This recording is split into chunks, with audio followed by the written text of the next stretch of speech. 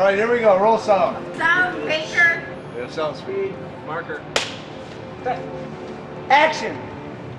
As a writer, as an actor, I come from an actor standpoint, so when I write also it comes from that standpoint, and I use a lot of dialogue, and this helped me to see things more visually. Working with both Lon and Brian, I was able to pick things up, and now in my writing I see it starting to come out. I'm starting to see the picture. I'm starting to, as a film, I'm able to put it into pictures that'll make a finished product.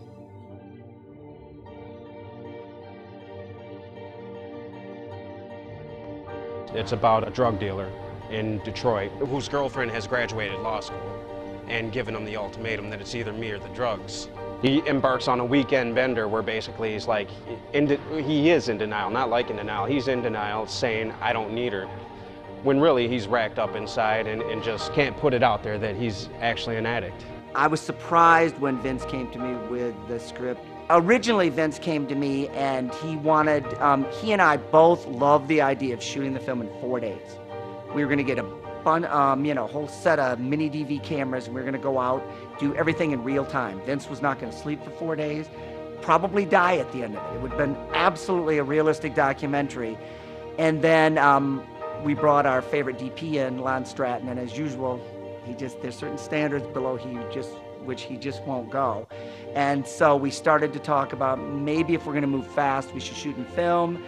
And then what happened is we kind of wisely went from doing a project that could be shot in 4 days in real time, where both Vince and I were willing to sacrifice our lives, to doing a film that was still shot quickly. It was a 2-week shooting schedule, but shot in a more traditional way, and I think it evolved into a much better film. When you pick a format to shoot a movie on, it always has to be related to the final project. What are you going to do with this footage?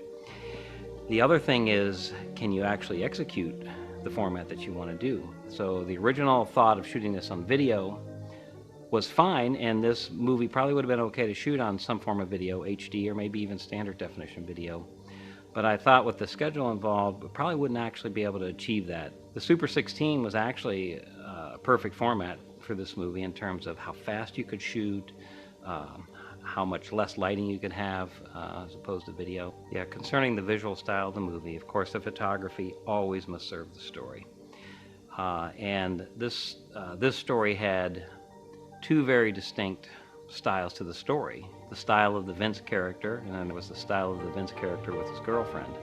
So what we decided to do was with the Vince character and his drug world, we did a lot of handheld and a lot of moving camera and a lot of not well composed shots, uncomfortable looking shots. That was the style for that. And then when we were with the girlfriend and the family and the stable part of the story, we sort of followed with the photography. Stable photography, not a moving camera or slow moving camera. So that was the general two styles of the movie. Paradime is, I've always loved his music, same with Obie. I just thought it was important to show the diversity of the city. So we got the hip hop mash right up against the electronic and the rock music. Well, Obie, I thought was incredibly disciplined. I don't know what I expected. I know that he isn't an experienced actor, so I thought he's got some charisma, he's a cool guy, he's right for the role, but I thought, I don't know what I'm gonna get. And we had a limited amount of rehearsal time with him. He listened to direction in a very disciplined way. He took all the direction that I gave. He asked questions where necessary, and he wound up being a very disciplined actor. In working with Paradime, we featured a musical number of his, and he knows how to do that, but we did a scene with him backstage, and he had a lot of fun with it. It was real clear. He was extremely natural. We did a lot of improv backstage, and I think it's one of the most fun scenes in the film. It was somewhat of a surprise to me. We just set Lon up there with a camera. We had some set lines, but we let everybody improvise a lot, and Paradigm had no trouble keeping up with that and catching on to that, which shows he's a pretty bright guy. Producing and acting, they're difficult hats to wear, both at the same time. When I knew that I had to come to the set as both actor and producer, I made sure that my preparation was done. I knew the scene, I knew exactly where we were, because I knew at any given minute I might have to switch to producer. So yeah, it definitely improved my concentration as an actor.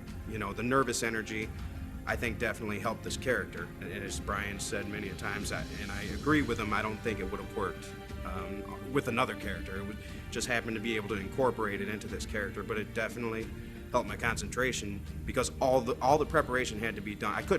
I couldn't be in between takes, figure my lines out, this, that, and the other thing. I had to know exactly what was going on, so as soon as cut was yelled, I could go produce. A friend of mine, he overdosed, and I was like, I have to write something. There are negative consequences with everything you do, and If there's a moral I could give right now, it'd just be watch yourself, because nobody's above losing control.